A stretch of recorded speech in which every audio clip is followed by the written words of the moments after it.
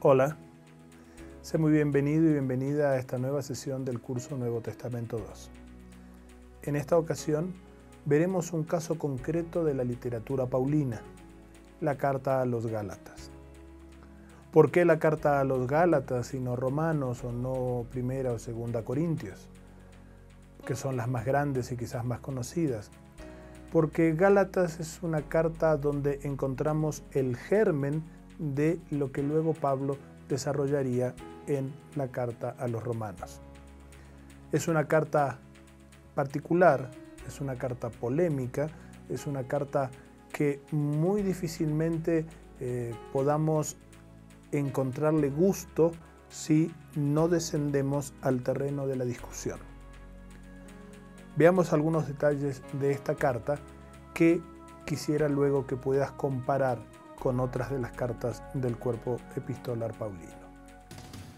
En primer lugar, si abres tu Biblia en la carta a los Gálatas, lo primero es el saludo.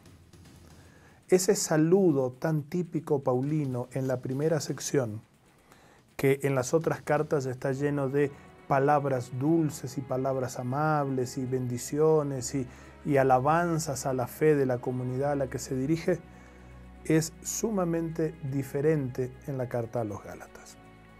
Si revisas en tu Biblia los primeros 5 versículos del capítulo 1 de Gálatas, vas a encontrar que hay una repetición muy fuerte de los títulos y de la calidad apostólica de Pablo.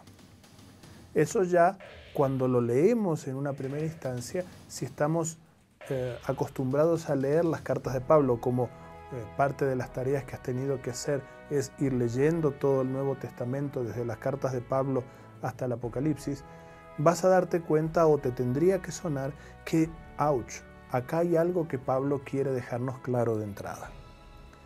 Pablo en los primeros 5 versículos defiende su apostolado y lo hace con términos como este. Pablo, apóstol no por disposición humana ni por intervención de hombre alguno, sino por la voluntad de Jesucristo y de Dios Padre, quien lo resucitó de entre los muertos. Y allí ya encontramos unas primeras definiciones que son interesantes para proseguir en el estudio.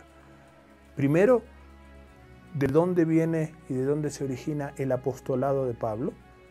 Que es un apostolado que viene de un llamado directo de Jesucristo y de Dios Padre, que actuó en forma poderosa en la vida del Hijo. Y además, sigue diciendo, junto con todos los hermanos que están conmigo. Eso nos hace pensar y nos hace discernir un poco la importancia del ministerio en comunidad. ¿Por qué? Porque Pablo se enfrentaría más adelante en el desarrollo de la carta a algunos ministros totalmente aislados que venían llenando la tierra con un mensaje contrario al Evangelio. Y si seguimos los primeros 5 versículos, vamos a ver cómo hay un anticipo ya de la doctrina que desarrollará en esa carta. Dice, gracia y paz para ustedes de parte de Dios nuestro Padre y de Jesucristo el Señor, que se entregó por nuestros pecados para librarnos de este mundo malvado.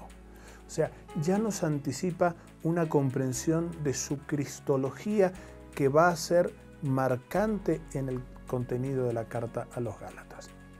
Y estamos ahí en la introducción de la carta. Si luego pasamos desde el versículo 6 hasta el versículo 10, vamos a ver que en esta sección, que es el saludo o la parte primera de la carta, la introducción, falta lo que en otros momentos y en otras cartas vamos a encontrar que son las palabras de acción de gracia o las alabanzas a la comunidad a la que se dirige. Desde el versículo 6 empieza ya en un tono tajante, duro, muy crudo. No salgo de mi asombro al ver con qué rapidez han abandonado a quien los llamó mediante la gracia de Cristo para pasarse a otro evangelio. ¡Wow! Esas son palabras fuertes dirigidas a una comunidad que él había fundado. Y allí empezamos a ver otro punto más de las características de esta carta. En primer lugar, vimos que en los primeros 5 versículos se está poniendo en duda su condición de apóstol, por eso él ratifica y reafirma a partir de un llamado divino su apostolado. Y a partir del verso 6 al 10 nos encontramos con que Pablo se confronta con otro evangelio, un evangelio que no es el de Jesucristo con el cual él fundó esa iglesia. Luego encontramos una sección grande de defensa personal del ministerio de Pablo, desde los versículos 11 del capítulo 1 hasta el capítulo 2, versículo 14, y luego la sección propiamente doctrinal, capítulo 2, versículo 15 hasta el capítulo 4, versículo 31, donde Pablo reafirma vez tras vez que la salvación es por la fe y no por la ley. Porque allí nos encontramos con el problema.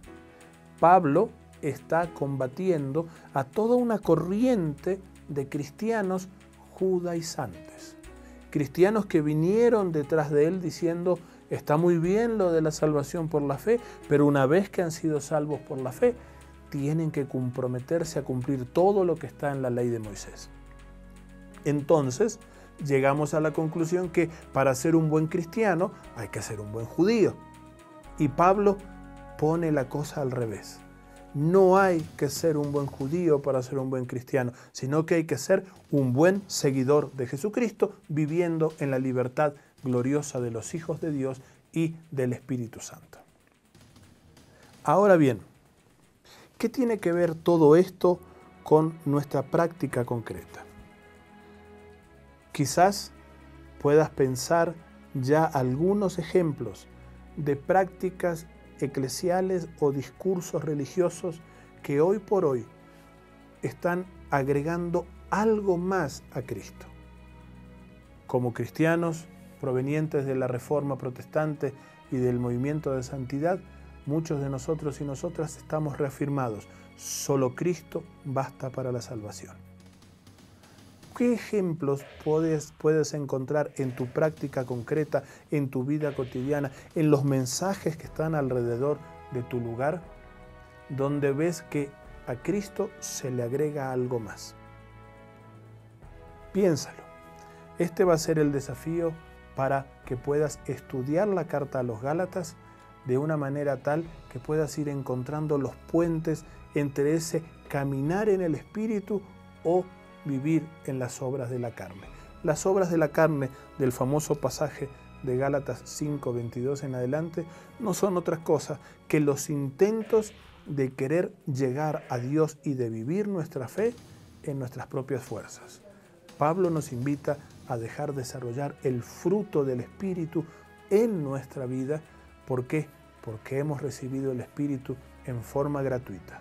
Y todos y todas, no importa que sean varones o mujeres, bárbaros o escitas, griegos o libres, esclavos o libres, somos uno en Cristo Jesús. Ese es el desafío que nos plantea la carta a los Gálatas. En las tareas que siguen a esta sesión, tú te vas a encontrar con un compromiso y un desafío de poder buscar, comparando las distintas cartas paulinas, a partir de analizar los saludos, analizar los temas centrales y poder encontrar una palabra clave o una frase clave que resuma todo el contenido. Esperamos en Dios que puedas acercarte a las cartas de Pablo disfrutando todo lo que Pablo tiene para enseñarnos, pero también viviendo en la libertad que el Espíritu Santo nos lleva a vivir. Que Dios te bendiga.